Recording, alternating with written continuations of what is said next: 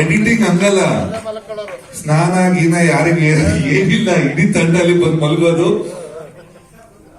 ಅಲ್ಲೇ ಇರೋದು. ಆಕಾಶ್ ಸ್ಟುಡಿಯೋದಲ್ಲಿ ಕೆಳಗೆ ಒಂದು ಎಡಿಟಿಂಗ್ ಟೇಬಲ್ ಇತ್ತು. ಶಶಿಕುಮಾರ್ ಅವ್ರು ಇವತ್ತು ನಮ್ ಜೊತೆ ಇಲ್ಲ, ಬಟ್ ಡೆಫಿನೆಟ್ ಆಗಿ ನಾವು ಮರೆಯಕ್ಕಾಗಲ್ಲ ಅವರನ್ನ. ಯಾಕಂದ್ರೆ ಉಪೇಂದ್ರ ಅವ್ರ ಜೊತೆ ಕೆಲಸ ಮಾಡ್ಬೇಕಾದ್ರೆ ಪೇಷನ್ಸ್ ಅನ್ನೋದು ಇಂಟು ಒಂದು 10-20 ಪಟ್ಟು ಜಾಸ್ತಿ ಬೇಕು, ಇಲ್ಲಂದ್ರೆ ತಲೆ ಎಲ್ಲ ಪಂಚಿ ಓಡೋಗ್ಬೇಕು. ಯಾಕಂದ್ರೆ ಎಡಿಟರ್ಸ್ ನಿಜ ಹೇಳ್ಬೇಕು ಅಂದ್ರೆ ಅವ್ರ ಬಗ್ಗೆ, ಶಶಿಕುಮಾರ್ ಅವ್ರ ಬಗ್ಗೆ ಮಾತಾಡ್ಬೇಕು ಅಂದ್ರೆ ಎಡಿಟರ್ ನಮ್ಮ 10ರಷ್ಟು ಪೇಷನ್ಸ್ ಇತ್ತು ಅವ್ರಿಗೆ. ನಾವೊಂದು 10 ಸತಿ ಕಟ್ ಮಾಡಿ ತೋರಿಸಿ ಅಂದ್ರೆ ಮತ್ತೆ ವಾಪಸ್ ಅಲ್ಲಿಂದನೇ 5 ನಿಮಿಷ ತೋರಿಸೋರು.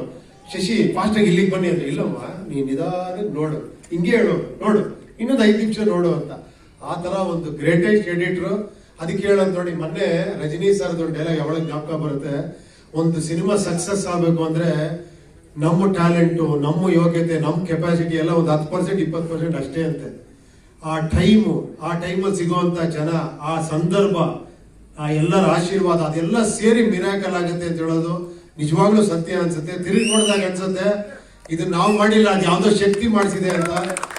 ಬಟ್ ನೀವು ನಮ್ದು ಅಂತಿರಬೇಕಾದ್ರೆ ನಾನು ಒಂದು ಹೆಸರಿಟ್ಟಿರೋದ್ರಿಂದ, ಬಟ್ ನಾನು ಯಾರು ಗೊತ್ತಾ, ನಿಮ್ ಒಳಗಿರೋ ನಾನು ಅದು. ಆಮೇಲೆ ಪ್ರೊಡ್ಯೂಸರ್ ಬಗ್ಗೆ, ಎಲ್ಲ ವರ್ಕ್ ಮಾಡೋರ್ ಬಗ್ಗೆ ಖಂಡಿತ ಹೇಳ್ಬೇಕು. ಕೆ ಬಂದಿಯಾರಾ? ಸಿದ್ದೇಶ್, ಆ ಎಕ್ಸ್ಪೀರಿಯನ್ಸ್ ಹೇಳಪ್ಪ.